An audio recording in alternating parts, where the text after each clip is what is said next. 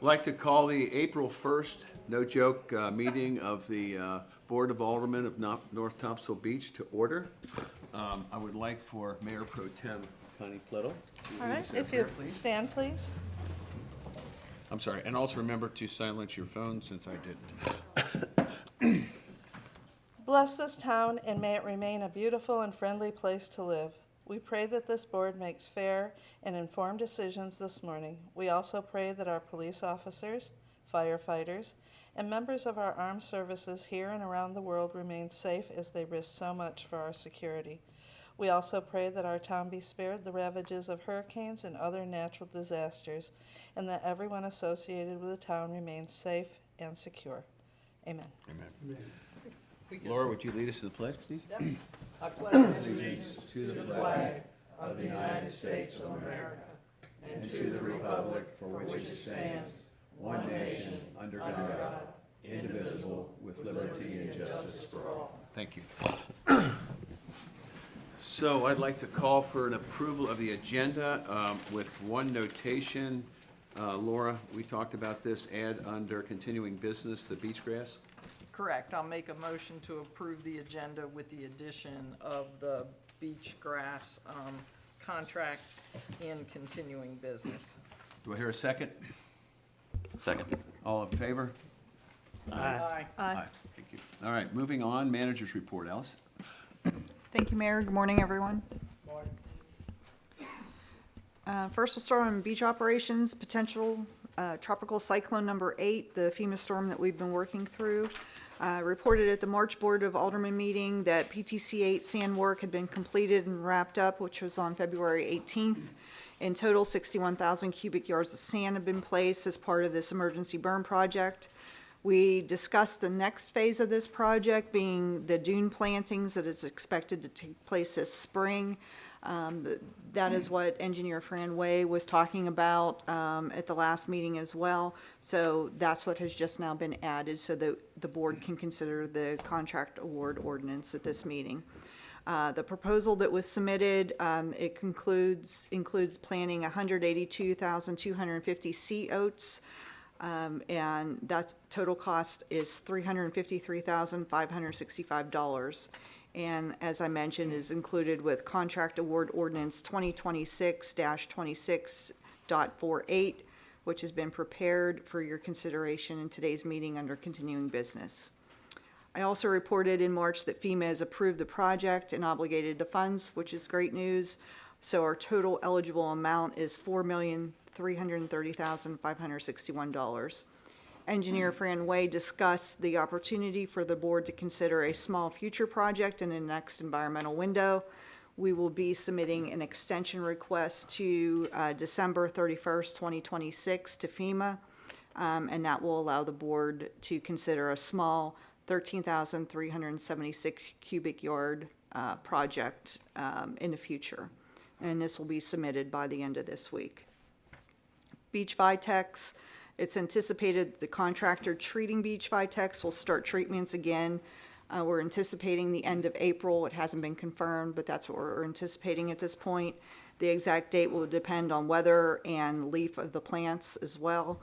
We'll be posting an announcement, I anticipate, next week. We have a list of locations that we'll be reviewing to confirm easements before they start.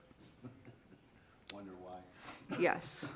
Yes, that was a little bit of a challenge last go around, so we want to make sure that we're. You might want to let the new board members understand why we found that humorous in terms of what happened last time with the Vitex.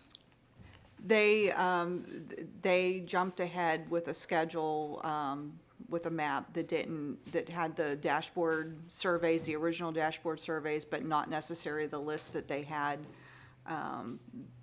that had the pre-check on it for Approvals. where we had the easement secured. So 2026-27 budget calendar. We have our next scheduled budget meeting April 8th and April 9th. Mr. Doug Carter with the Carters and Associates is scheduled to be in attendance at these meetings. Vegetative debris pickup, April 20th is the next scheduled day for pickup. Please place all your vegetation in the right-of-way before April 20th if possible. You can check our website out for all the details on what you can and cannot place by the roadside. Memorial service, there will be a service for Gene Beasley on Saturday, April 11th, 2026 at 10 a.m. on the lawn at the Karen Beasley Sea Turtle Rescue and Rehabilitation Center.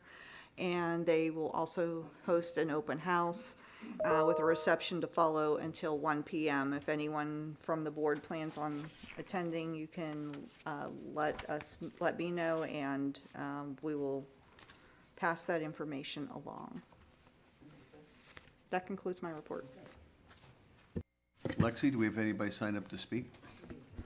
I do not have any signups. Okay, and then just for the purposes of today, Larry, you want to stand up? Larry Fonson is the, wrong Larry, will the real Larry stand up? We have engaged him as the interim town manager that will be here during the transition with Alice as she moves on to her new opportunity. So welcome. He started Monday, so he's been on board since then, and we are continuing to look for a permanent one. And Larry has assured me he is not interested in the permanent one, so, but we expect you to stay at least during the interim, Larry, so welcome.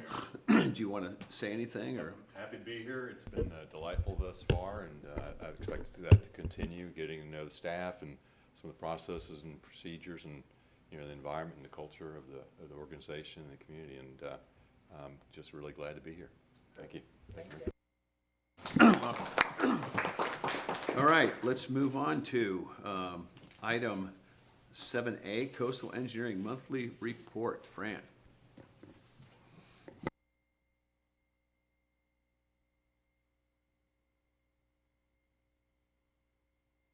Hello, Mayor. Can everyone hear me? Yes, sir. Okay, great. Thank you for the introduction, and I will be there. I will be in person at the next meeting. I do want to take a look at the beach prior to the planting effort, and I will just get into the monthly update, and I will share my screen.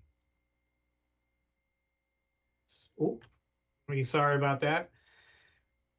So here we are. April 2026. Here's just an overview of the shoreline, the North Topsail Beach shoreline. We've got phase 1 up near New River Inlet, down to phase 5 near the Surf City town limit. As you can see, the town is actively working on all the shoreline. There are some areas that have a little bit of higher erosion rates, particularly near New River Inlet. That, obviously needs, a little more attention, but it also gets more attention. But, all the phases, need work, and we are going to work on them. And I will go through all these projects here individually. And this is the core navigation project that they usually, every other year, they put anywhere between 70,000 or, 70,000 and 150,000 cubic yards material on the beach on the north end. The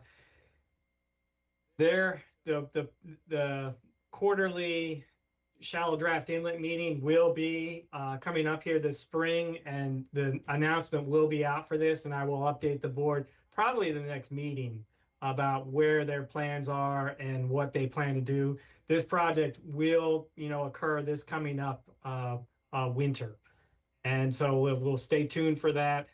The Army Corps of Engineers also kind of just goes out there and looks at the New River Inlet condition analysis quarterly. I can also give you an update on that. There hasn't been anything particularly, significant in terms of the New River Inlet channel surveys. And then sometimes they do bring the MURD in to do that, but that material is usually just, well, not the MURD but the sidecaster. So that really doesn't help the beach much at all. I'm sorry, and maybe I missed this. Are you saying Yes. they are doing a dredging project in the next 12 months? It should happen it should happen in the spring of 2027.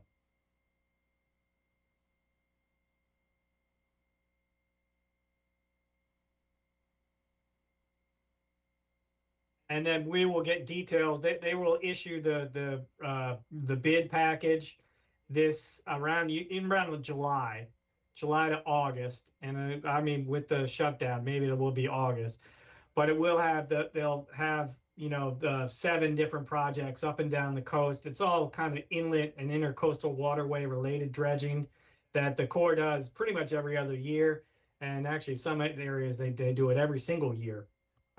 And then with that shallow draft inlet, they do rely a little bit on that the state shallow draft inlet funding to help the Corps, because the Corps can be underfunded in some of that, but not recently. So hopefully we get a good healthy project coming up here.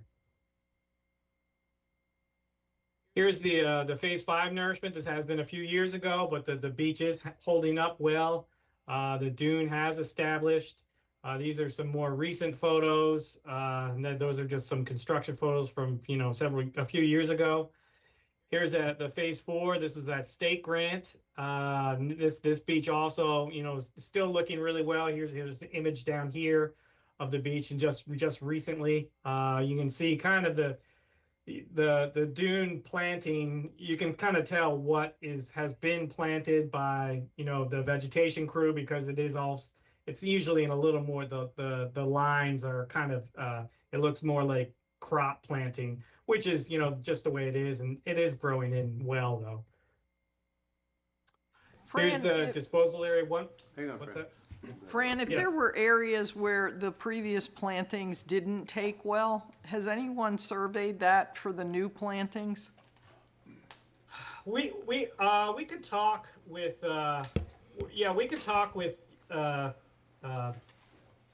coastal transplants, because they can do some spotty stuff here or there, and even a lot of times when they're doing their beach Vitex inspections, they could also probably call out little bare spots or things like that. And so, they could definitely try to wrap that in where they say, okay, there's no beach Vitex here, but there's this area that is a little bare that could probably take some that could take some CO vegetations. So yeah, I will discuss that with coastal transplant. Okay, and when they do plant the seagrasses, are there any guarantees that, do we get any warranty that the plants are gonna live, or no? No, it's more, the survival rate is usually maybe around 80%. So no, there's definitely kind of a mortality rate. The coastal transplants usually does go out and put a little bit of nitrogen out there, and then they even water it a little bit, and that helps as well. But I don't know if you recall, but a few years ago, they need to work with ONWASA to get access to kind of those water meters.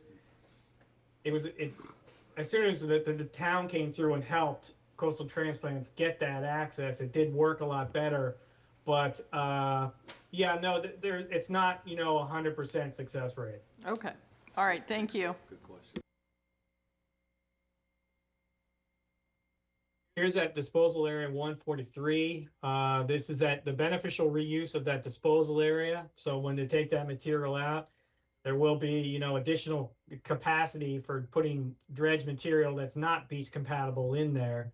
Over the years, there has been a mix of mostly of compatible and incompatible, and that is another reason why the agencies are just really scrutinizing this project, even though it is a good project and it's been suggested for over 15 years as a good alternative to getting beach sand on the beach. It is somewhere between 2 and 2.5 million cubic yards of materials. That would be the largest nourishment on North Topsail Beach ever. Funding wise, that can be, we can kind of we are flexible. We could downsize that a little bit if we run into funding limitations, but obviously I do think it is good to really try to go for that max and then see what comes out. There's still the mayor and the board are working on the funding research in coordination with Alice and town manager. And then obviously TI Coastal's working with this on the easement coordination, and this kind of continues. And we might get an update from the BISAC here later. This is PTC 8, potential tropical cyclone 8 that Al's already mentioned. It did take a while to get this one through. It does seem like FEMA is in general a little more. They feel like it's a little more. They definitely scrutinized our submittals a lot more.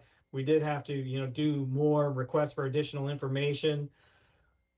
It did all work out. Obviously, we do have that material, and we did get that material, 61,000 cubic yards of material on the beach. Included in that 60,000 was that 8,000 we did in the critical dune restoration last year, where we did have a few gaps that we needed to be filled because we did not want, high tide events, king tide, water level events, flooding New River Inlet Road. And those dunes have held up pretty well. And then obviously the other 53,000 that was placed in January and February, this, just a couple months ago. And then I have 12,000 here, but Al's is correct. It's 13,300 cubic yards of additional material. And we only found out about that. Let me see here. The end of February, where the FEMA officially obligated it, and unfortunately, FEMA is non-essential, and they are under the Department of Homeland Security, so they have kind of been on a skeleton crew here in the processing. But it does seem like hopefully that is easing up, and the processing will kind of return. Before you leave that real quick, so Yes. Wooten is still under contract for that additional amount, right? So we don't have to put that Correct. back out again. That's embedded in their contract, correct? That isn't, that's, the contract has the ability, yes, that's a indefinite quantities contract where basically the engineer, obviously, we have a set amount The in board there. will have and to approve that. Yes, the board will have to, and then it's also an interesting thing because FEMA will say you can put 73,000 cubic yards of material on the beach, and we put when it's more like 74,000, and we put 61,000, and so FEMA doesn't, they give us, we have an estimated cost, but going over that cost is not a huge deal for FEMA. But we also are working for the state NCEM, the Emergency Management Group, and they are much more into that hard debt, that hard number of the estimated cost. So we've had to deal with that before. We can deal with it. FEMA is a little more flexible on that, but yes, we do have that that we can just extend that contract. But obviously, we need board approval. And we will have to coordinate, and I've already let ST Wooten know. That comes back to the board. Yeah, Alice, what you're saying. the unit rate per cubic yard is captured in the current contract, but they'll have to come back with a proposal that reflects that, and then the board would have to consider that Okay. for approval. And All right, thank you. yes, And just here's an overview of the project, and down pretty much as soon as you get onto the island, not quite, but there are no structures down there. But as soon as the beachfront structures started, we started, and we got up all the way to the Topsail Reef condos. There were a few spots, and I know Alice went, and this is kind of what it looks like. And these will get really good candidates for vegetation planting. Really try to establish that vegetation. This was, as I spoke with Alice before, this is not my call, and this is the CAMA Wildlife Resources Commission and U.S. Fish and Wildlife Service, and this is FEMA funded. Down here is Goldsboro, and we did not put sand on here. And as you can see, that if the dune vegetation is healthy, we are not allowed to bury that dune vegetation sand. This is not our call. This is the regulatory agency's call. They said we could not put sand here. We work with them, and the dune does look good. It could be higher though, and I agree. And Alice, we all agree this could be higher. It's just really difficult to try to make a dune higher that has so much, significant vegetation on it. I'm not really sure what we can, and then obviously we still need the blessing of the agencies to do anything like that, and we do not have the blessing of the agencies to do that. Uh, so there were there was two sections of beach that this, and then on the other hand, that is good that this dune is in good shape. There's no scarping, and there's lots of established vegetation. Here's some other just some photos. The dozer operators did really well working around the accesses and the decks, and especially up here near Porpoise Place. And then obviously you can see right here, there's a little bit of scarping already up there. We knew that was going to happen, and the beach is really narrow up there.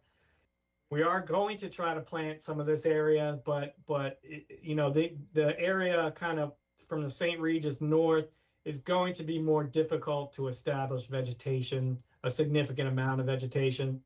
And then that's why I will be up there, in a couple of weeks before the planting to really look at it with just to get an idea of the pre-project planting conditions.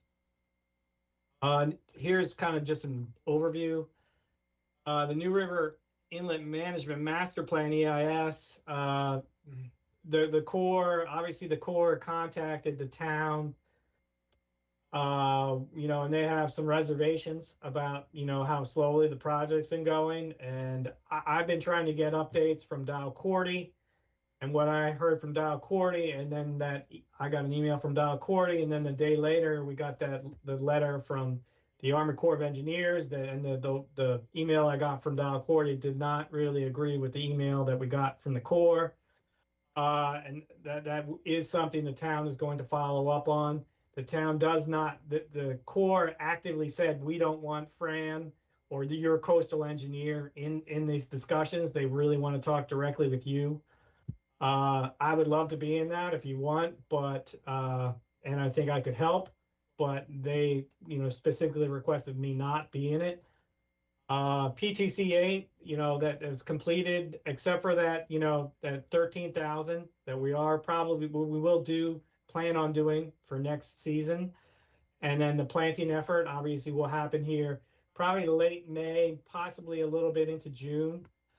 DA 143, we are going into, that's still, ongoing, and that is kind of, the next, huge nourishment event that will really stabilize the North Topsail Beach shoreline.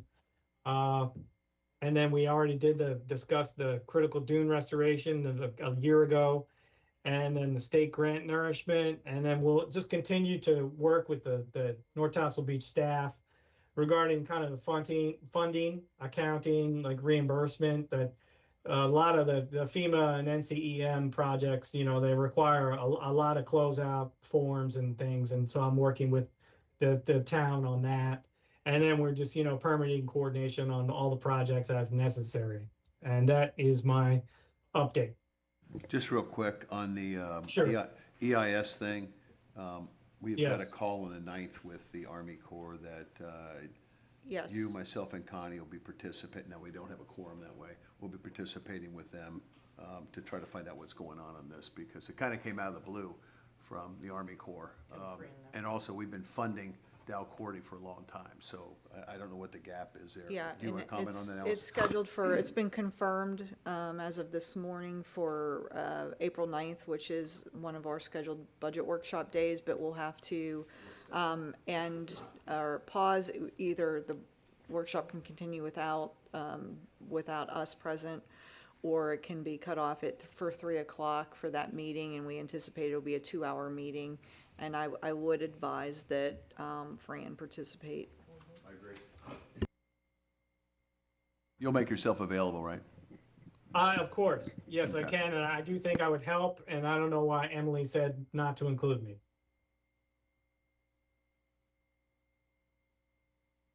A lot longer. Connie's going to agree to it.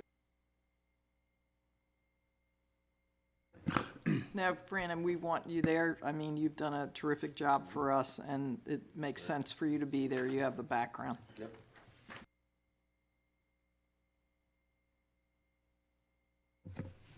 Any other questions for Fran before he signs off? Thank you, Fran. Thank you, Fran. All right, next thing is going to be, under the consent agenda. Do I hear a motion to approve the consent agenda? So moved. Do I hear a second?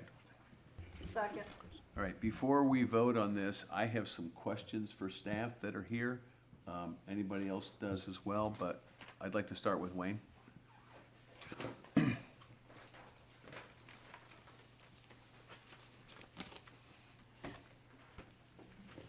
And then anybody else that needs, all the rest of the staff is here for whatever questions we have. Okay.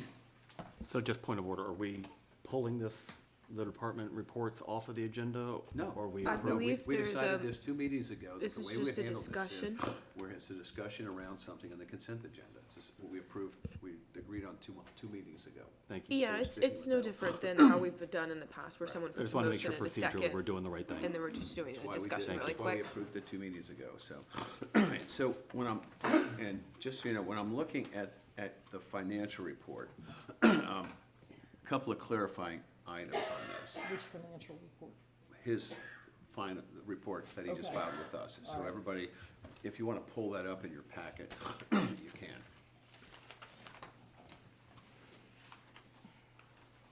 So the one for this meeting. Yes, for the one, for the April 1st meeting. Thank you.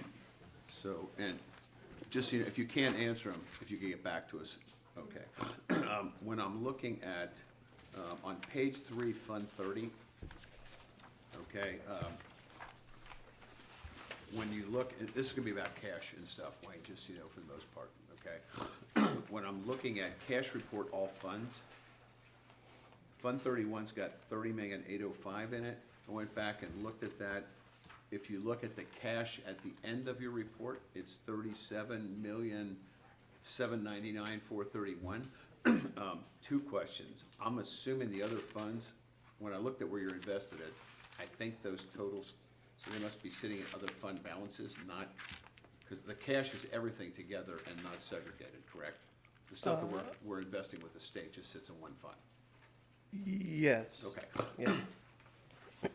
All right, so, my question on that, though, is how much of that is restricted? Because you targeted, the money that's out there for the Phase 4 stuff to go back, which you said is the 2.8 million, right?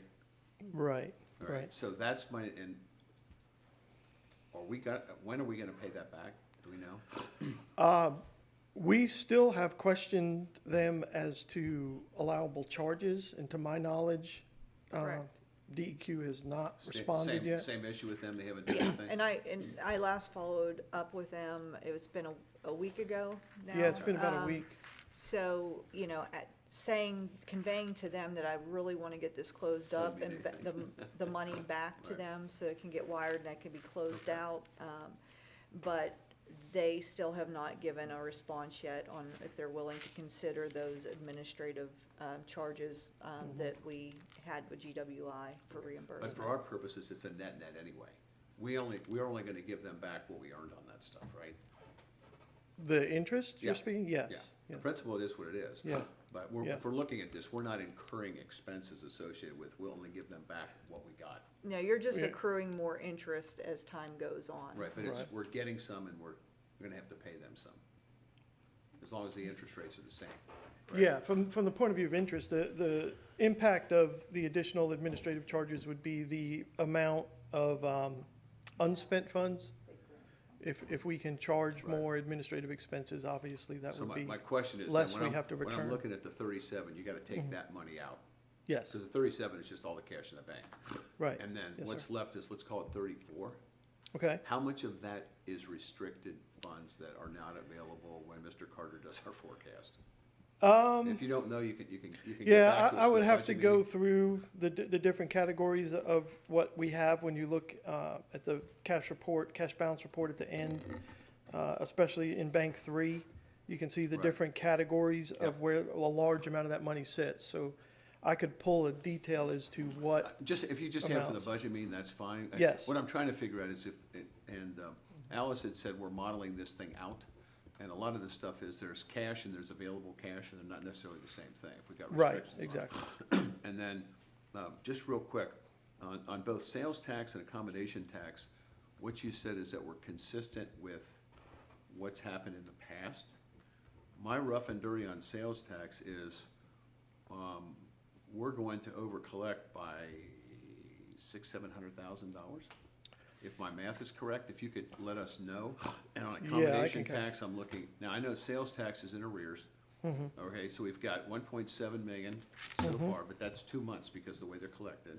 Right. All right, so if you assume that's right, that puts us at about 3.4, and then you gotta add the 600,000 in. On top of that, that sits in shoreline. Okay. So if you can, for the budget purposes, we had talked about getting an idea of what our actual stuff is in those areas.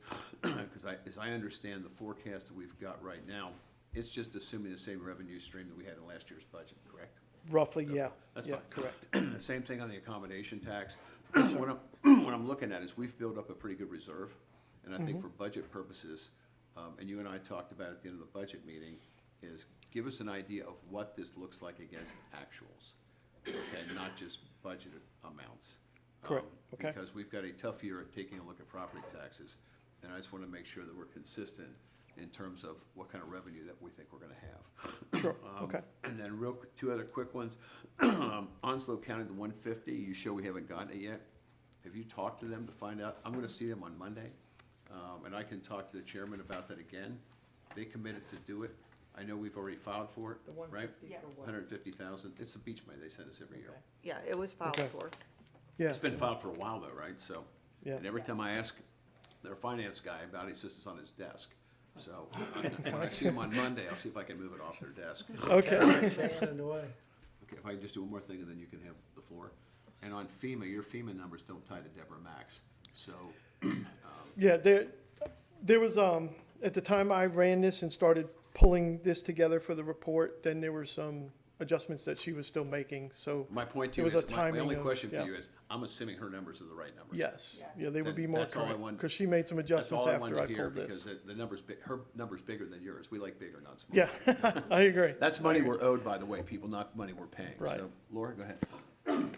Well, I appreciate your meeting with the county on Monday. I would like you to send an email and CC council to see where our 150 is. And It doesn't work that way. They have to make a budget I adjustment. know, I understand that, but we're not getting response from other government agencies. Same thing, Alice, with who at the state is not responding to you, you know? I mean, if we have to start CCing council to get some response, I'd like to do that. Okay, just so we're clear on the 150, we didn't send it in time to get into their budget. They are doing this as a favor to us, because I asked them if they could include it. It got missed in their budget. It's not in their budget right now. They have to actually make a budget amendment for us to get this money. So for us to demand that they do something that is not in their budget is not going to work. Okay, I've got the commitment from the chairman and 2 of the other board members that we will get the money. They just gotta cut us a check. And I have no idea why this is getting held up in finance, because the board's Right. telling me it's approved. So I just wanna make sure we don't have it before I raise Cain with those guys. All right. The issue with the state agency response is this is a very unique response to them. It was because we used a contractor, helping with financial services, which is a different scenario. We could have closed everything out by now, but myself, along with GWI, thought it was in the town's best interest to say, we don't know until we ask. Can we ask to, have this money, have some of these funds put in to use so that we don't have to wire such a large amount back? So they have, and I've seen where they've copied, multiple people within their agency, and they have been considering, a lot of people have been involved in that process and the review. So it wasn't just one person. It was probably about 6 people within their agency Right. actively reviewing that. Just to give some context, remind us of how long it took them to get back as to whether we had to return the money. Months and months and months, right? Remember, we asked them, you sent them an email, do we have to give the money back? Do we have to give interest back? Right. And they sat on that for 6 months? Right, it took some time, yes. Right, that's just, they don't move that fast. So, no, it's a good point about trying to push them, but this is only. I don't wanna go into a new budget year with some of these things unresolved, I so, agree. But you're Well, my talking, intention is to get it completely closed out before I walk out the door. Okay, right. thank you. Thank you, Alice. Yeah. Okay. So you're not leaving? Any other questions for Wayne? So you're not leaving? Any other questions, please? Any other questions for the staff? I've got a question, it may be Wayne, it may be the fire chief. I wanted to discuss the, fire truck and discuss and we can do it the 8th and 9th. One, I didn't know if maybe chief wanted to expound. That'll be in the budget. Yeah, I didn't know if he wanted to expound on anything since he wasn't here when we did the budget That's thing. correct. But, I don't know that we saw a number for when we do sell the existing fire truck, what, a 30-year-old fire truck that's still in good shape would bring back to put back into the coffers. No, I think it's a good question, and the chief can come up and at least Yeah. tell, if he doesn't have the answer, he should Right. have it by next week. Because right? we didn't go over the fact that we still have an asset that we will go probably sell on gov deals, correct, or something. I don't know what the going rate is there. Turkey Creek will buy it. So we just sold the old 2405, which the new one just replaced the engine, and it went for $10,000. So not the number we were looking for, It's not a large market Right. for used fire trucks. especially when 30 years of age and, Basically, the company's gonna buy it, they're gonna refurb it and ship it to another country. all right. Was there anything else, since you're up here, that you wanted to cover with, good job for letting the deputy chief step up and, be there at the budget. We appreciate you. Yeah, we can wait until the 8th. That's fine. Okay, good. if Okay. the budget, that way this keeps Anybody going else? forward if you want. Okay, thank you. All right, so we've got a motion and a second. The only other question I had, and I could have brought up at the manager's report, was, still getting hammered for where's CAMA at with the pier behind the fire station? Any idea? It's still pending. The permits are still pending. Okay. All right. All right, 'Cause so I got that's a been about motion and a 6 months, and I second. know it was All in longer. favor of approving? I'm sorry, I didn't hear Mark's last comment. I said, I know that's something I brought up in December when I first sat down. I don't know how long it had been on the list prior to that, so. It's rebuilding that, Right. and we agreed to rebuild it, but now we're waiting on the permits to be able to rebuild it, so we can't really do anything until we Is it get that. any idea though on CAMA? We're just at the mercy of CAMA? That's CAMA. Okay, with season coming on us. Thank you. Thanks. I have a motion and a second. All in favor? Aye. All opposed? All right, continuing business. This is, we approved going out and hiring the interim and doing all that kind of stuff. This is just crossing Ts and dotting Is.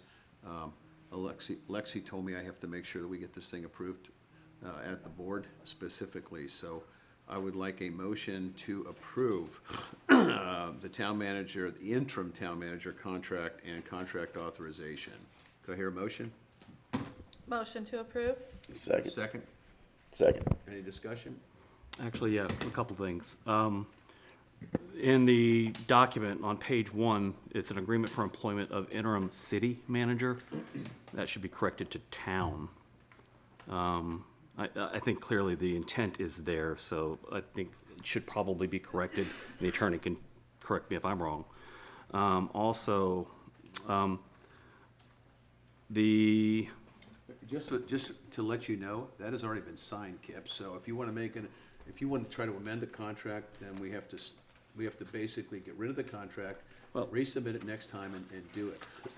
If council tells us these are administrative things they can do, that's fine, but the contract has been signed because I had the approval of the board, and all we're right now, and that has been signed off by council, so, go ahead.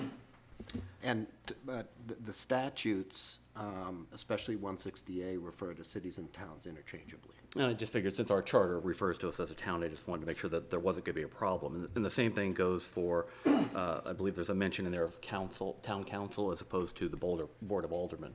So I just don't want there to be any sort of issue with the language that's in there. So if there are no issues, then I have no problem. I just wanted to make sure I bring those items up when There are no issues. Thank you, sir. Okay, all in favor? Aye. All opposed? Thank you. New business. Sorry, I'm sorry. We have, Oh, I'm sorry, we have one other the thing. contract Yeah, the authorization, beach 2026, stuff. And Laura, you wanna 2648. make a motion on this? Yes, what are the numbers I need to say, Lexi? So if you would like, you can make a motion to approve the contract authorization 2026-26.48 as presented by staff. I'm gonna make a motion, what Lexi said, to approve the beach grass, 2026-26.48 for the planting of the beach grasses. Do I hear a second? Second. All in favor? I'm sorry, any discussion? We're all in favor of grass? All in favor? Aye. All opposed? New business. Is Deborah going to be available to us? Thank you.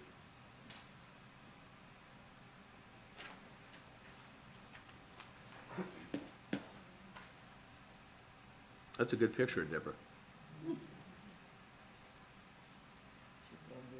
Deborah, are you there? I am. Can you hear me? Yeah, we don't have your picture. All we have is your GWI FEMA project update. Okay. I sent in a PowerPoint just to go over some key Yep. points, if that's okay. Yep. Ask her to turn it on. All right. Yeah, can you turn up your volume a little bit? Sure.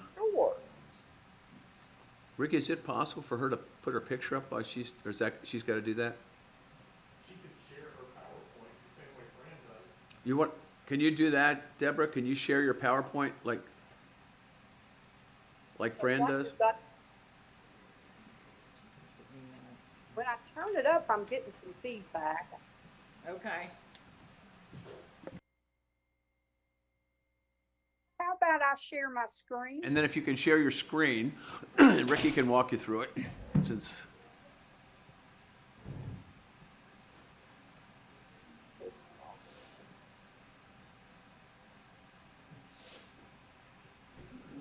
Ricky, what does she need to click to share the screen? Oh, up in the right-hand, there it is.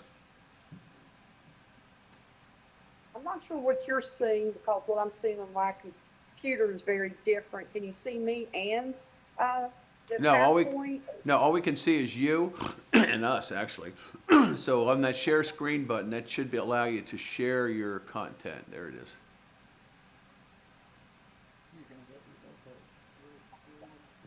Ricky, can you see what she's doing and walk her through it? Okay. If you go up in the right-hand corner where it says share, there you go. Perfect. She's got it. Am I echoing to you all, or is it just happening to me? That's good enough. And all right, so just as an opening comment, Deborah, thank you very much. I almost understand this now. She provided this before. This is a summary of, and Deborah, as you know, is under contract for us to figure out all the money we're owed by FEMA, which is close to $15 million. And so she's put together this slide presentation for us to explain where we are, what money we're owed, and the processes and stuff to get a handle around this. And this is critical to our future planning because right now we are owed, I guess, Deborah, almost $15 million, correct? Right.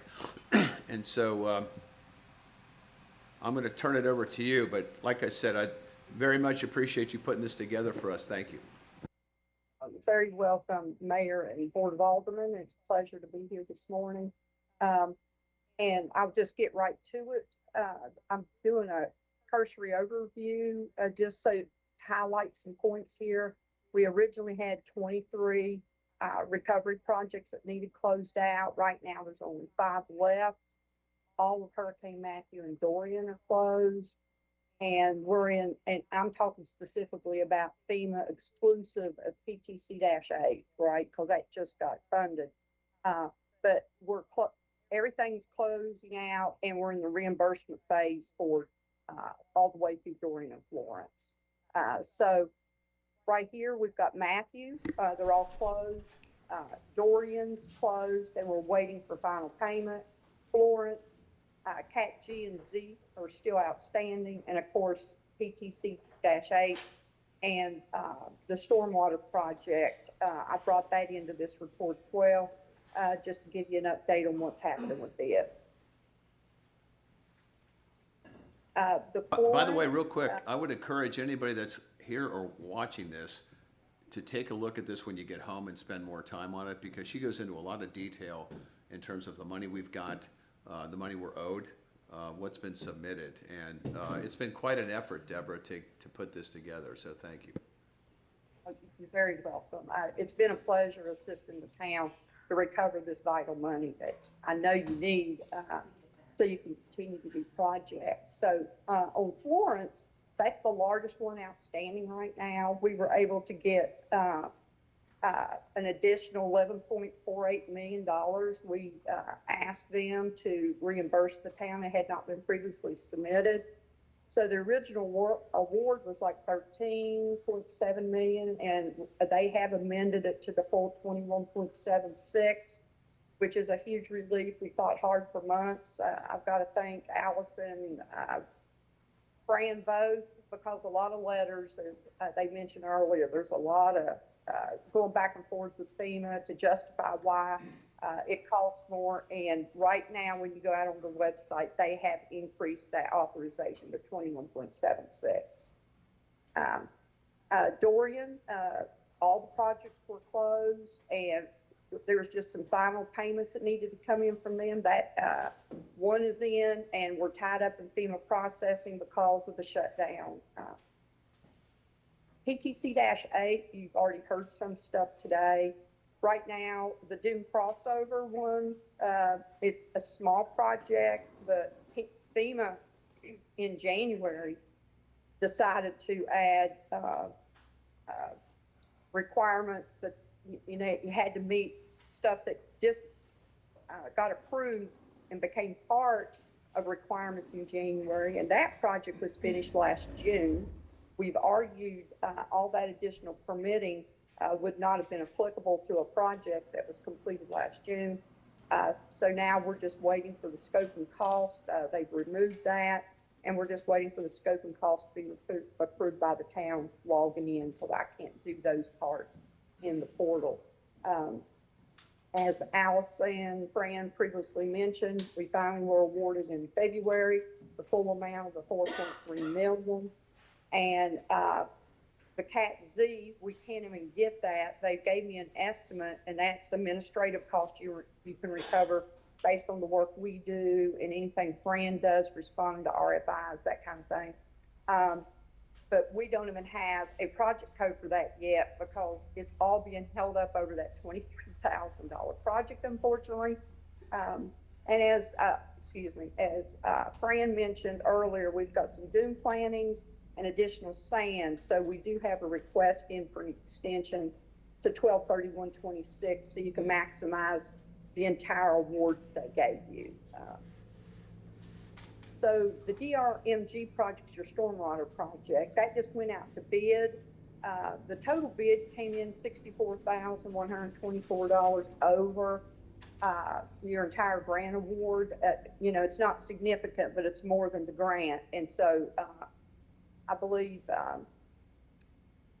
the engineer for that particular one, Aduro, is looking at, can they alter the specs a little bit, or will just, the town would need to pay, we just need to transfer that over to keep that project on track. So really for council's focus, or even the citizens for that much, we had 23 open projects last October. We closed 18, we only have 5 outstanding. And the maximum reimbursement, as Mayor Grant mentioned, it's 14.9, you might as well say $15 million. The largest one is Florence, that we fought hard for you to get reimbursed, and 11.48 is tied up in that particular project. And right now, there's not anything we can do because FEMA is closed, so everything is on hold as far as getting money. And I guess the best news. Yeah, would you go, Deborah, would you go back to that slide real quick? Because you answered this question for me on our call, but I think we need to get clarity on it. When she says it is closed, that means everything that we have has been submitted to them. It does not mean that we have the money back. And the 15 million is both state and federal money, right? So when she's using FEMA to include state reimbursement and federal reimbursement. Is that correct? That is correct, yes. That's the total. That's the one I got confused on, because I didn't know what closed doesn't mean we've gotten the money back. Closed means we've submitted everything. And like FEMA will lots of times send us an email and say, this project's closed.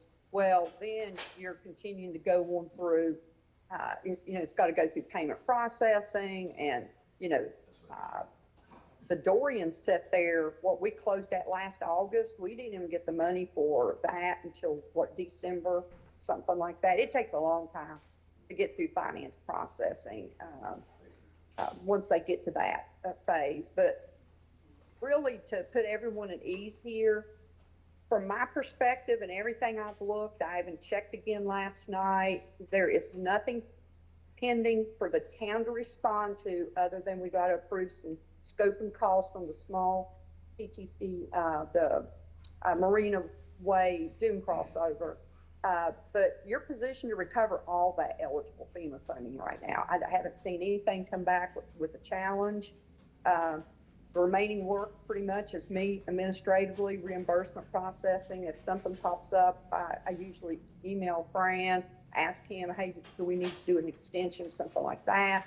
There is no outstanding eligibility or compliance that I'm aware of right now. So that's the good news.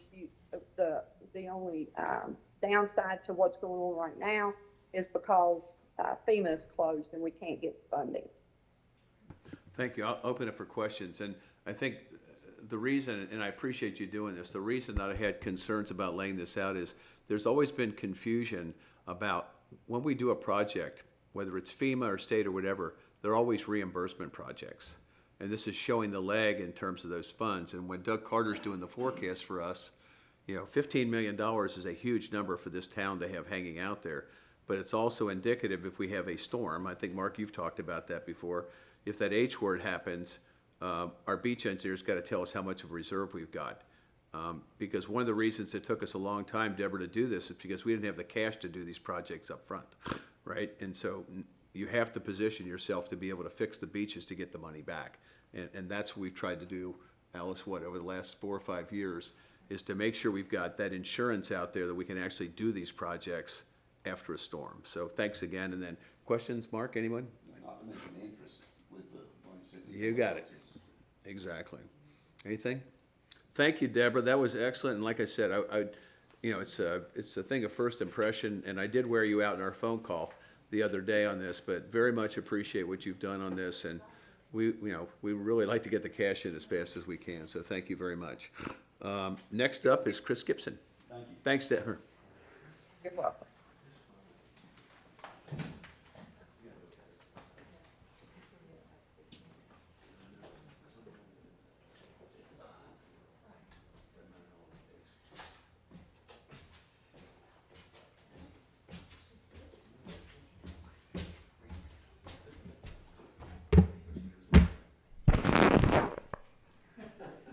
I didn't realize it was on yet. It was red. We better not see that on your bill. Good morning. I'm going to tell you I'm a little unprepared because I wasn't expecting to speak today until I looked at the agenda this morning and realized I was on it. Our role in everything right now is obviously geared toward the DA 143 project and where we are with that. As everyone knows, I believe it was the last council meeting, we told everyone that we were having some pushback from North Carolina Wildlife Resources on using the island because they're managing that. And so the state land office had, at that time, denied an easement for use of the land. And I'm going to forget whether it was after the BISAC meeting or the Aldermen's meeting, but we actually had a meeting scheduled with the Corps of Engineers to discuss with them the potential of using the Corps of Engineers and their easement, since they already have one in place to do this. That meeting went very, very well. The Corps was actually, when they realized what they were getting out of the project and that we weren't actually asking for $40 million from them, but rather trying to give it to them to do the work, they were very appreciative of the capacity. They did say point blank they are out of space at the New River Crossroads and have been dodging doing some work in the channel to Jacksonville, which services both the shrimp fleet as well as Camp Lejeune, because they don't have any place to put the material. So this is very important for them. And internally, they are looking at ways, if we have to go that route, to accept the funds. That's their biggest holdup. The state MOA that we thought we could use, that currently stands in place for giving navigation money to the Corps, is capped at $15 million annually. So we're over and above that. So they have to look at doing a separate, if we're going to do something with them, with the town, it would be a separate memorandum of agreement.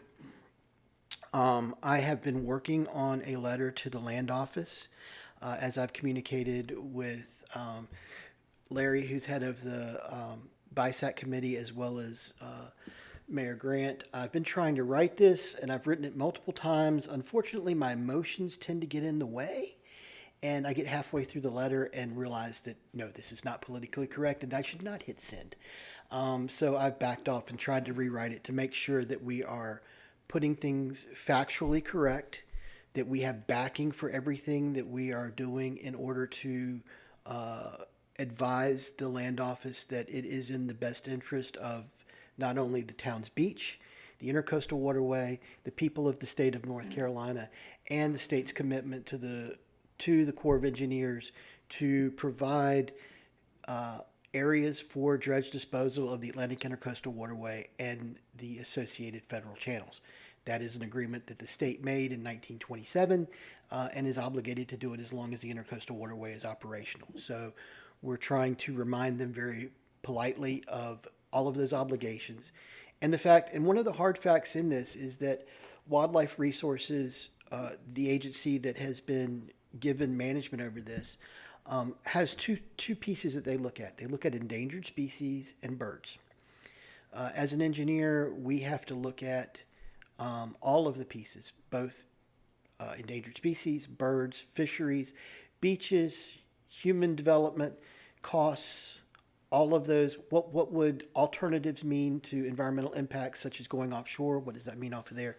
We have to put all of those together, whereas Wildlife Resources doesn't necessarily have to look at that whole picture, kind of like looking at Mona Lisa's eyes and not looking at her lips and nose and what's in the background. You know, most people don't even know what's in the background of the Mona Lisa. But that's what we have to do when we're doing these projects, is look at the totality of the situation and come up with the best plan. And we're trying to do that moving forward. One of the things, I got something really interesting, and I usually don't do pat on the back, especially to myself, these things. But I got something this morning that I really would like to share with you guys about what we're doing and what these type of projects mean on a national level. As you know, we did something similar with DA 189 and DA 205 in Topsail Beach back in 2012. This morning, I got a note from the recently retired Chief of Navigation for the Galveston District Corps of Engineers. Hey, Chris, hope you're doing well in NC. Wanted to reach out to you and share something you inspired me to do. Remember that project you coordinated at Topsail where you pumped out the waterway disposal area to Topsail Beach? Well, we were able to replicate a similar project here in Galveston, where we pumped out an upland site and restored a Gulf Intercoastal Waterway barrier island in West Galveston Bay. It literally took me 14 years to plan, study, get it funded, and finally go to contract. But we completed it last summer, and we are set to plant the island next week. You never know how you're going to influence something or someone. That's what we're trying to do, and it has become a national thing. South Carolina recently did 2 islands last year and sent it to the beach the same way to restore capacity within their islands. Obviously, this is happening in Texas and has been long planning. This is something at a national level that has been deemed appropriate and best practice. And we very much intend to use that and to let the state know that that's the case. Chris has also stepped forward and said if we need a letter from him in any way talking about the advantages that Galveston District got out of doing this project, he would be more than willing to write that to the state land office for us. So again, we're trying to move forward with this. We're trying to be politically correct. I feel like we've only got one shot to do it right without ticking everybody off, and we're trying to do that the best we can. So Okay, just a quick comment, then I'll open it up. we probably need to, when he gets ready to send that, we need to set something up with Lazara to go meet with them, because I think anything we do with them, it would be great to have him sign on. And he's already committed, Allison, we talked to him about supporting the project and stuff too. So now we're past the primaries and all that kind of stuff. Allison, you and I will reach out to him, and we'll figure out something to get a hold of him and try to set something up with Lazara. But that's gonna be time when you're ready to go with that as well. I think that's an excellent path to take. I also think that it should be this, because we are looking at potentially working with the Corps. I think it should be something that's on our TISPC agenda when we go to DC in 3 weeks, at least to mention to Congressman Rouser, and also when we're having our meetings that we normally have at headquarters with the Corps, to keep them posted of there is this potential of something other than just the Surf City Beach project that's on the agenda. All right, I think, Mark? Thank you for all your hard work. Kip? Trying to do my best. Thank you for the opportunity. Pro Tem? Thank you. Pro Tem? Thank you very much. You're welcome. Laura? All good, thanks, Chris. Larry, one?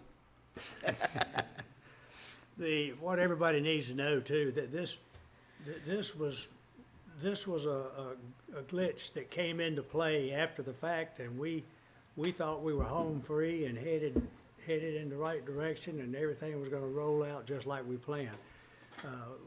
We don't know exactly yet until we know when we can make a deal, what it's gonna do to us time-wise, but it's surely gonna slow us down.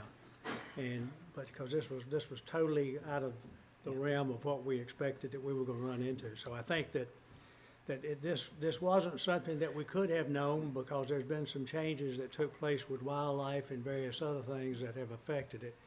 And the reason he's having some problems, how to write the letter without saying what he really wants to say, is that when wildlife said that they weren't gonna approve it, they gave us no reasoning, they gave us no meetings, they gave us nothing. They just said, I don't know exactly how they said it, but it was real flippant, that, they just weren't gonna approve it. And so that's where some of our bugaboos coming from, and we're just hoping that Corps is gonna come to bat for us, because it'd be a lot easier if they do, although we really would prefer to go the other route. Yes. So we'll keep everybody informed, but we're working on this daily. It's not just something that we talk about every month when we do this, but it's just, I'm just completely blown away by how long it takes to get things done when you're in politics. Yeah, just to add to what he said, understand, the board is committed to a beach project. We're just trying to figure out how big, how much, okay, and how to get it done. Yes.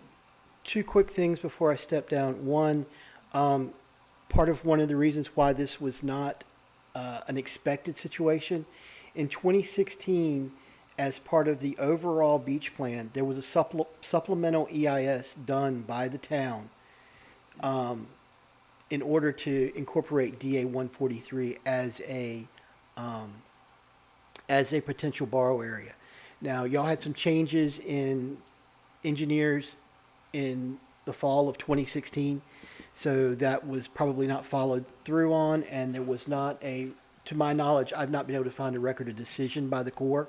But the fact that it made it through 3 years from the public notice that was filed in 2013 up through a supplemental EIS that was written in 2016, everybody had a chance to comment on this. There was no blowback before, so this was unintended. The other thing was a separate matter. Ms. Laura, I believe you asked about the plant, the guarantees on those. This contract is being run through TI Coastal. We are working directly with Coastal Transplants. There is a 1-year guarantee of an 80% survival rate. If there is anything, if there is more than 80% or more than 20% lost, those will be replanted at no cost. As far as the spot checks, we fly aerial photography once a year. Very high resolution. You can see if somebody's wearing sunglasses or not in that resolution. We can certainly go back very easily and scan over the plantings that have occurred and look at that. And if there are bare spots, we can look to incorporate those when we do the other plantings. Thanks, Chris. Yes, ma'am. We'll be glad to do that and take care of it very, very Well, easily. thank you very much. Yes, ma'am. Thanks, Chris. Moving on, Kip, this is your item. Good afternoon.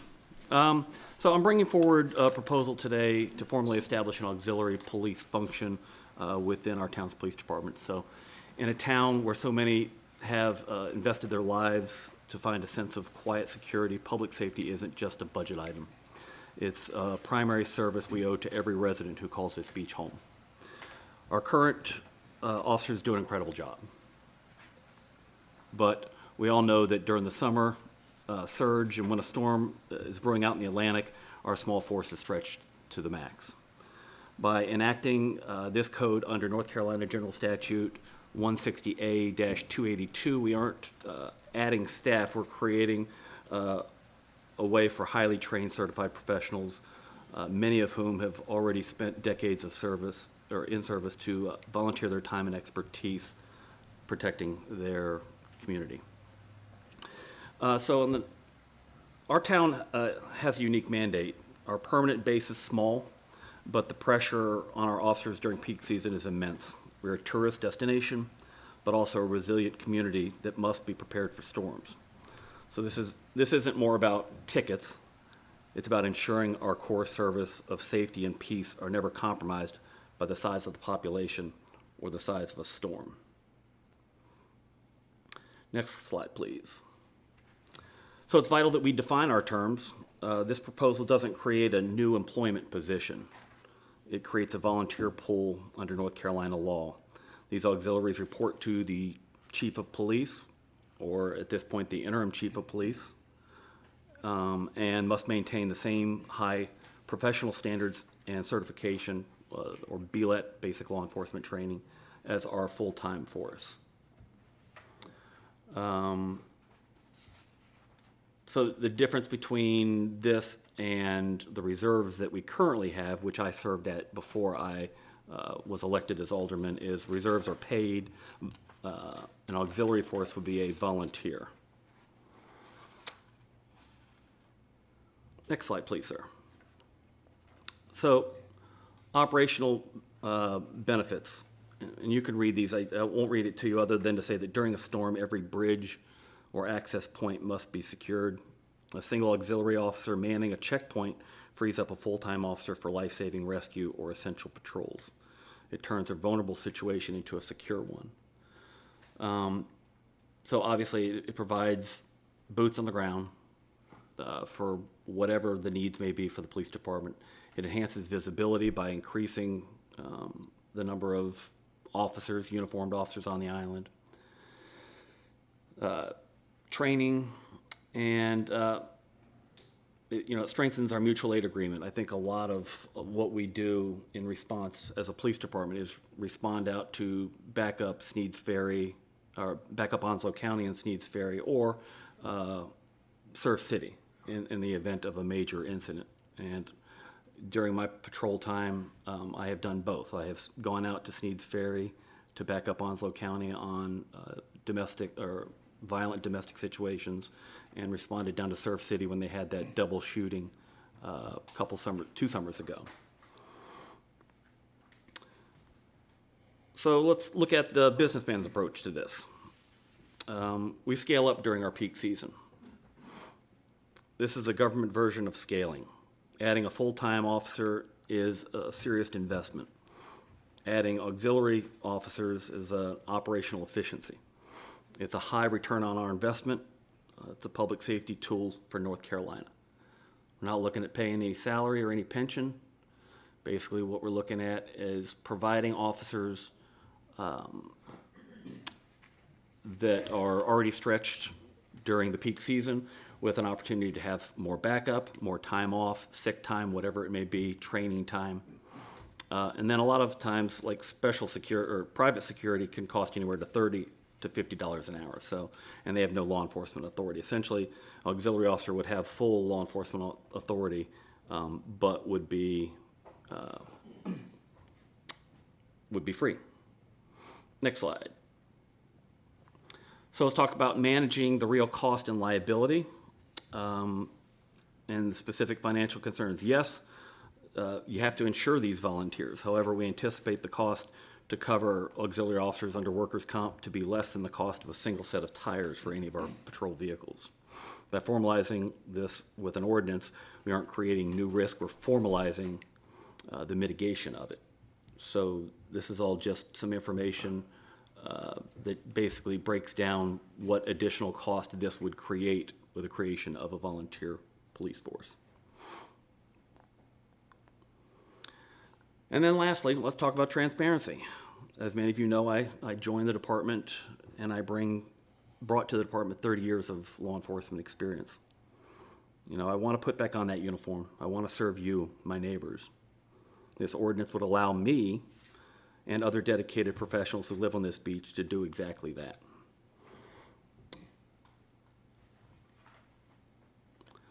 Next, please.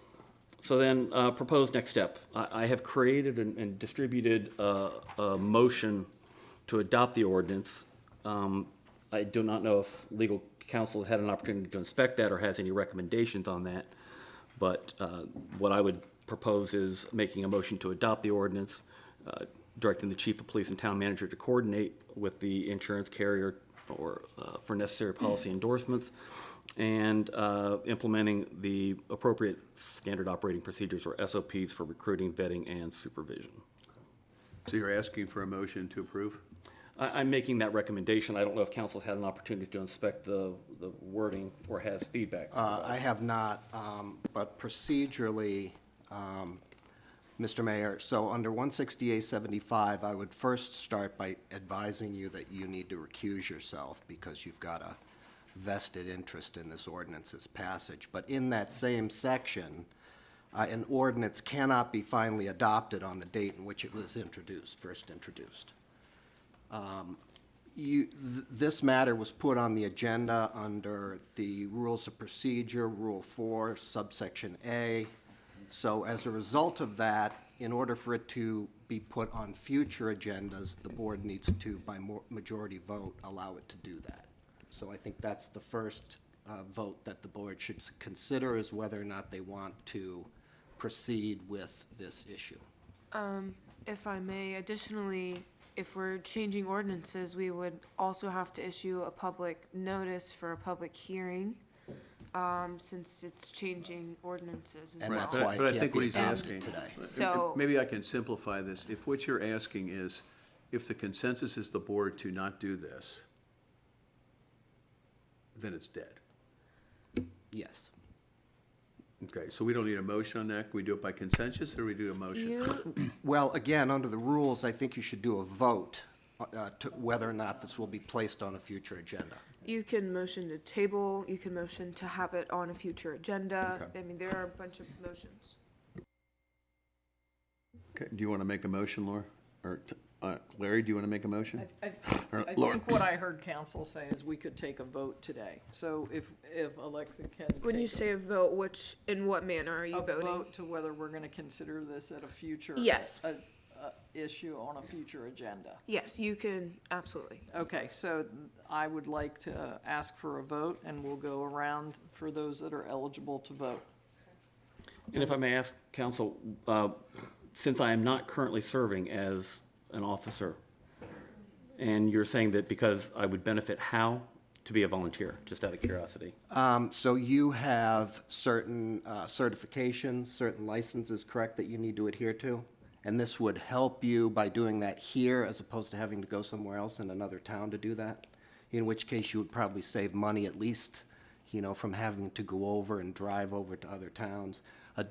It's a real interest. If you disagree, we can ask the Ethics Commission. But that's my opinion. Well, I think, why don't we do this? Let's just vote as to what, she's asked for a vote, and I think it's, yes, we want this in a future agenda, no, we don't, right? I don't think let's go around and then we can. Well, I wanted to understand exactly why why I would want to recuse myself from it, and I don't find it to be a valid reason. I think. Kept stop. If the answer is no, Mr. Mayor, it I have the stops. floor, please. Go ahead. If there isn't a reason of recusal, if we're talking about the saving of mileage for driving to a different jurisdiction, if you can provide a different benefit that I'm gonna get from this. How about this? I've done this for a decade, and I've never seen an alderman put forward an ordinance that would directly benefit that alderman. And I've been a police officer for 30-plus years, and I don't see what the problem is. Now, if somebody has a problem with starting a volunteer police force, and let's just say another alderman did present it, I would like to hear what the argument is against it, other than the fact that I'm presenting it. If the argument is that I'm presenting it and that's why you're against it, then I think you're doing a disservice to our citizens and to our police department and our police officers. We do not have a permanent chief yet, and I'm not willing to consider this issue until we have a permanent chief and a permanent town manager. And- You had the floor. Larry. I think we're having too much conversation. I vote no. I don't think we've moved to a vote yet. I don't believe that was seconded. We're all in consensus right now, aren't we? I do have a motion on the floor. I am still waiting for a second of that motion. Do I have a second, Larry? No. No, second to it- vote on Second this. to her. I'm sorry, Yeah. yeah, it's You a want- I motion. will Second to vote vote on second this. to her. Which is to vote on As this. a reminder- Yes is to go forward this, no is not to go forward with this. So the motion on the floor as of right now is a motion to not consider the item as, on our future agenda. That Yes. is the current Is one. that, Laura, that's what you said? Yes. So if you vote yes, you're saying don't go forward with it, If you say aye, you are affirming her motion, yes. which is we do not go forward with it. There would be no going forward. All right, call the vote. Okay, can we have discussion? Was there a second? Larry seconded. Now, Larry Are we seconding. open for discussion? He called the question. Point of order, I haven't had a chance to discuss.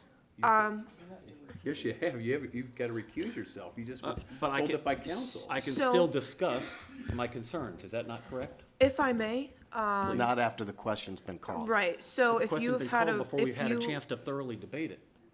I don't think there has to With- be any debate. We don't want it on the floor. That's what she's saying. if I may, with the motion currently on the floor, What she's saying. with it being seconded, with you having already spoken during, his call to question will trump your ability to speak on the Then by item all again. means. I do apologize. All right. So, once again, the motion is, if you vote aye, it is not to consider this in the future. Correct. If So you vote in I- the affirmative, it is to not hear it again. If you vote in the negative, it is to consider you are You might opposed to consider. not hearing it Okay. again. My vote's aye. Okay. Aye. All right, let's move on. This will be a quick one. In the budget presentation we had, we were talking about compensation issues, and I think, Alice, correct me if I'm wrong, the last time we did a compensation study was a number of years ago. Yes. As Just I prior. understand this from talking to you and to Lexi, that this is not something they can do in a week. No. Or it could be months, and I think Months. Larry, Larry too, said the same thing. These things, what's that? I'll call you Lars. He wants to be called Lars.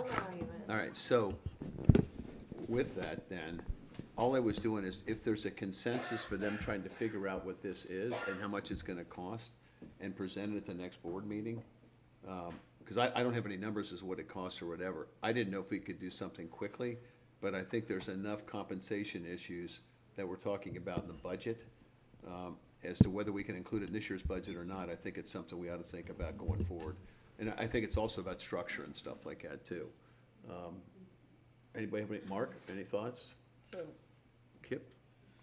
This is just a discussion item. I'm not bringing anything all right, before the board. so what we're looking at is whether we're bringing an outside firm in to look at our pay scales and look at our staffing and look at Yes. what we might want to be paying people and how that compares in the region. That's what we're talking about. Right, but also I think it would be things like, when I talked to Lars about this, he was talking about a larger police force. Somebody used that as an example. Lars, it was 100 people that you were looking at this, but it also, one of the things was brought up in the budget discussion was about having steps that people could take within the organization, that they could get promoted, because I think the captain, the chief, I'm gonna call him the chief, made a good point about having some flexibility and that kind of stuff. I don't have enough.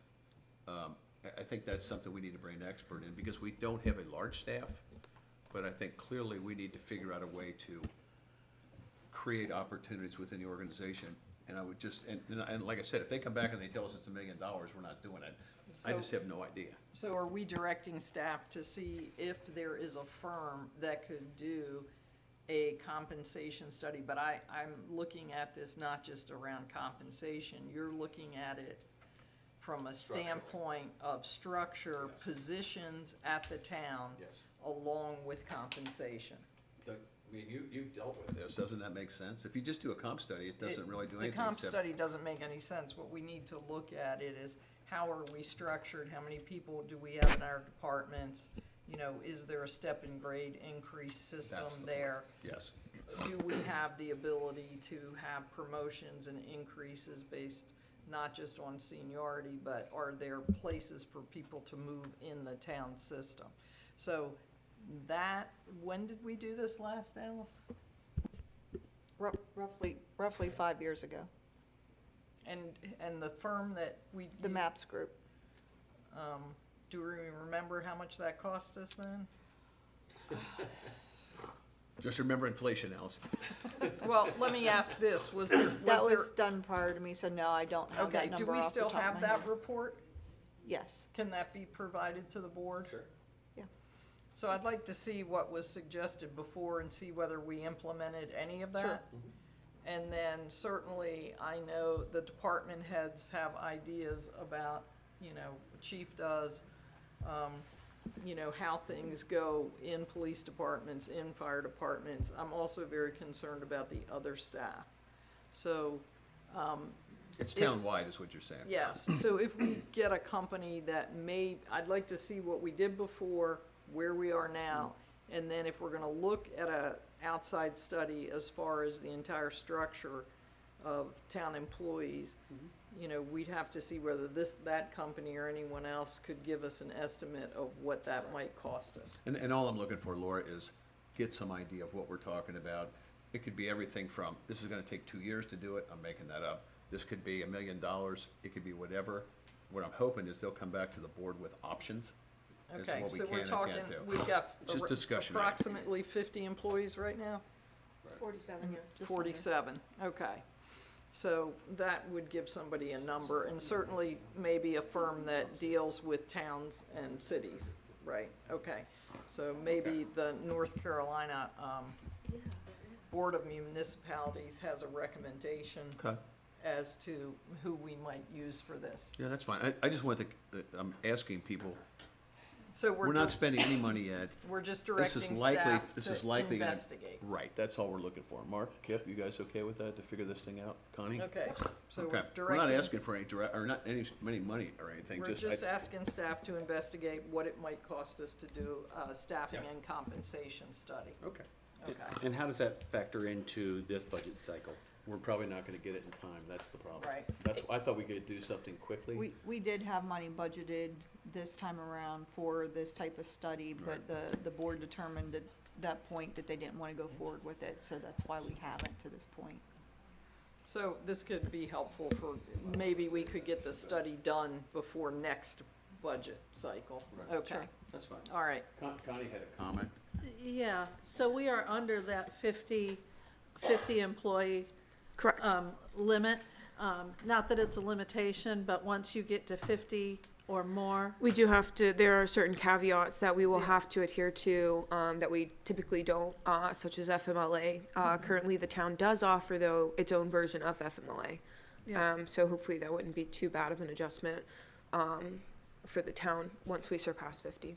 But I think Yeah. that's gotta be part of the study too, that comes back and says, Um, you know, maybe you're at 45 and you're contracting out. I mean, all I'm saying is, I think at this point, and again, I don't wanna beat this to death, I think the consensus is, let's just figure out what's out there and Yeah. leave it to you guys to find it out. Yeah. Does that make sense?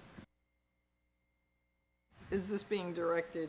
No, we just got a consensus for the No, town I manager and understand that. Alexis. It's for town manager. And Alexis, yeah. Okay, thank you. Open forum, do we have anybody else signed up? I did not have any signups for the second one as well. Nobody's got their hand up. Yeah, I don't see no hands. yes, There it are no does. hands in the audience.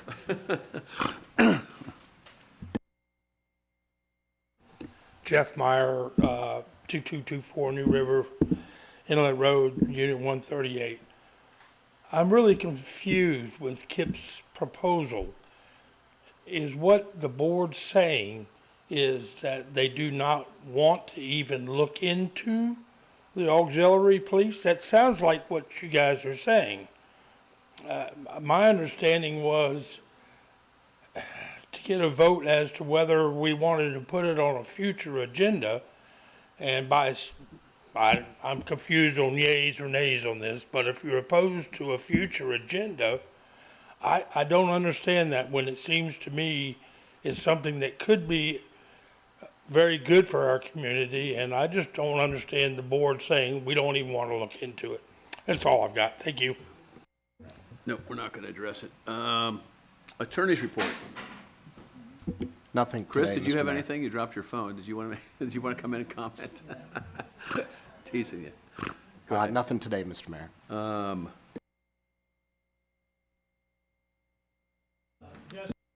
Ours, Larry.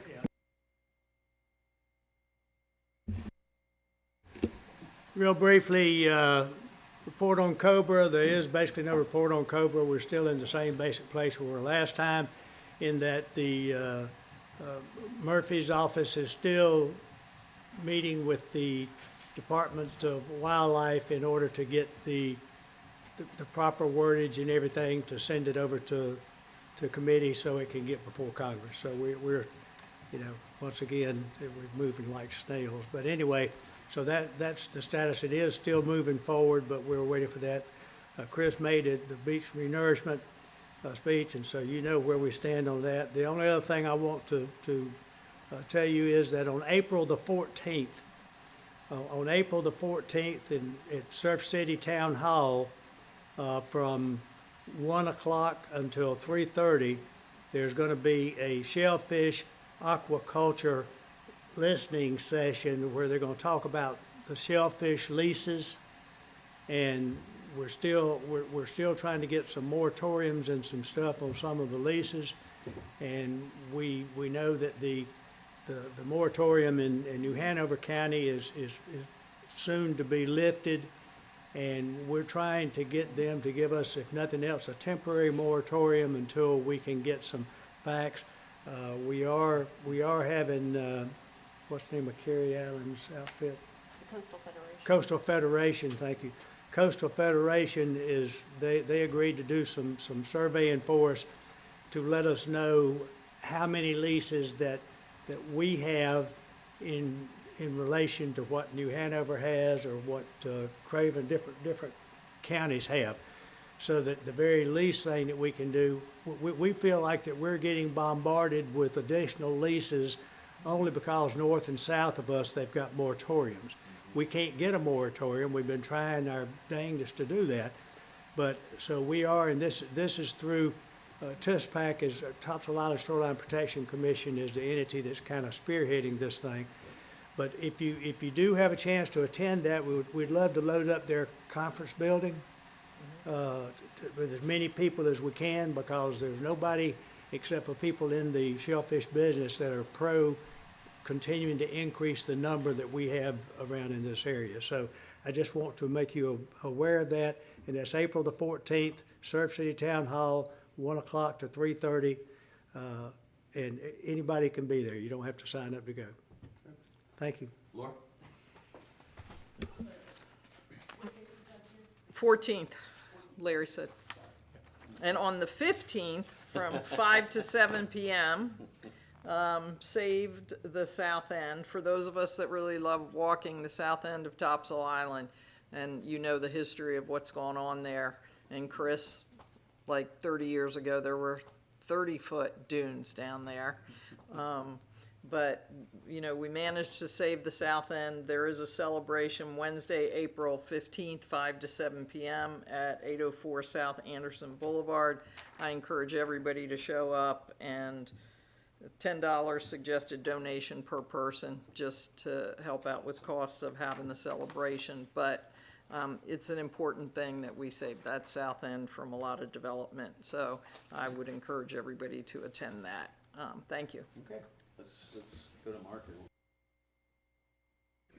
First and foremost, thank the public for coming out. I'd like to welcome Larry onto as interim manager.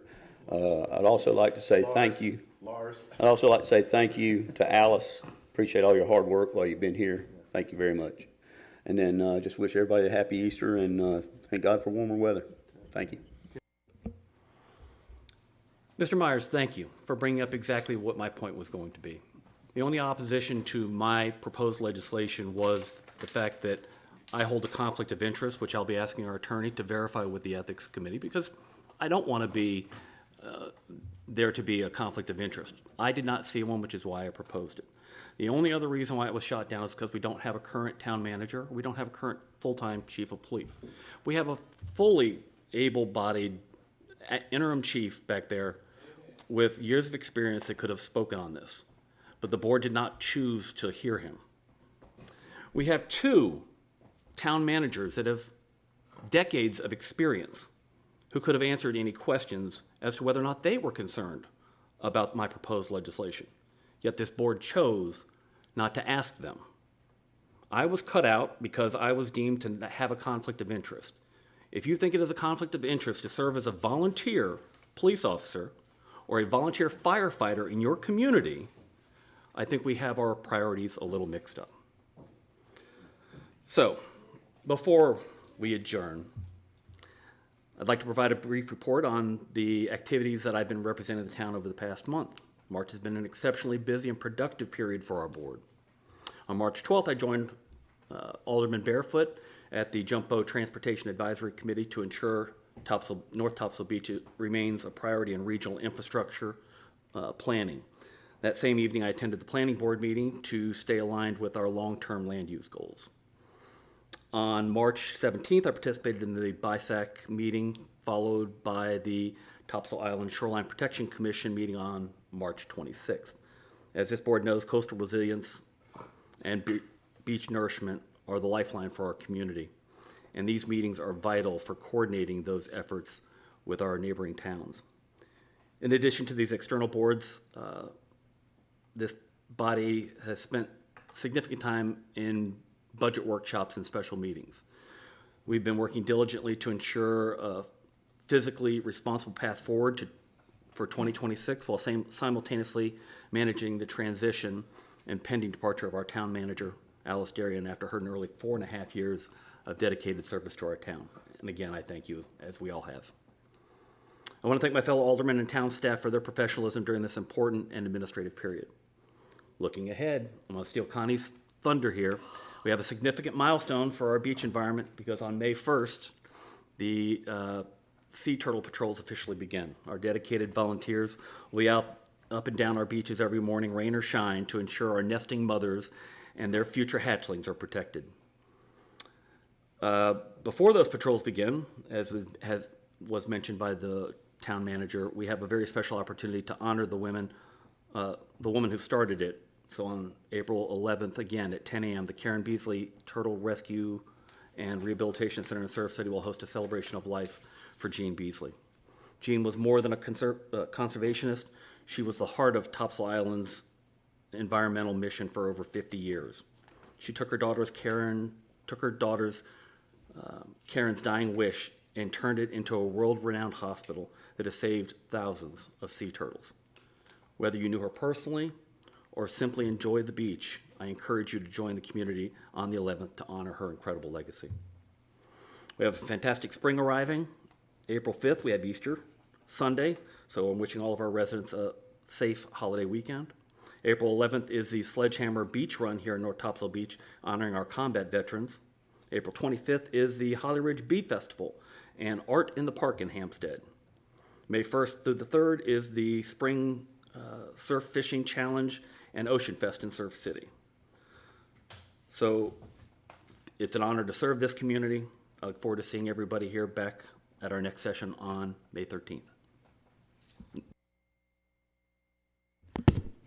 Now I have a much shorter comment.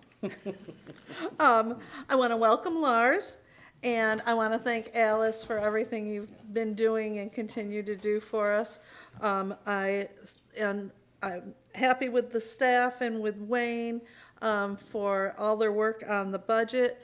If you did not watch if you were not here or did not watch our budget session It is online. Please take a look. You can skip through the boring parts. And we will have another budget session on the 8th, and if it is, it could continue into the 9th. As you know, property taxes, property values have been assessed, and they went up in our town nearly 40%. I, for one, and I think I speak for, maybe I speak for some of my fellow board members, I would like to see our tax rate go down about by that percentage, so that we could not put a burden on our residents and our taxpayers.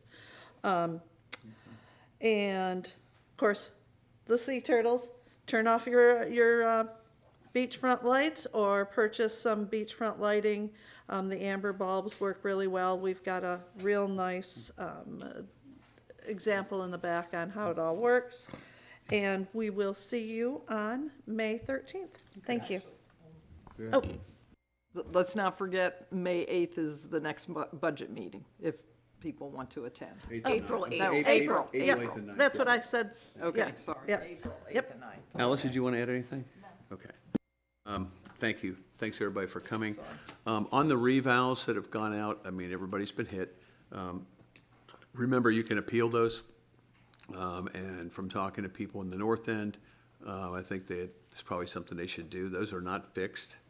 And also remember, to Connie's point, we do have to present, whether we accept it or not, a revenue neutral analysis, which would show how that's handled. Our tax base has gone from 1.7 to $2.4 billion in the last 4 years, up a lot. And so I want to thank everybody for coming, and just so we're clear on, while I respect Alderman Malcolm for some of his comments, I don't think it's appropriate to come up with why other people might be opposed to this. I would have voted against it as well. We have a reserve force right there. The police chief has told us he's fully staffed. And so I think that we have to be careful about passing things that benefit a small group of people that may not add value. So with that, motion to adjourn. Are we going into closed session? Has anybody got anything for closed session? All right, motion to adjourn. Do I hear a motion to adjourn? Motion to adjourn? Do I hear a second?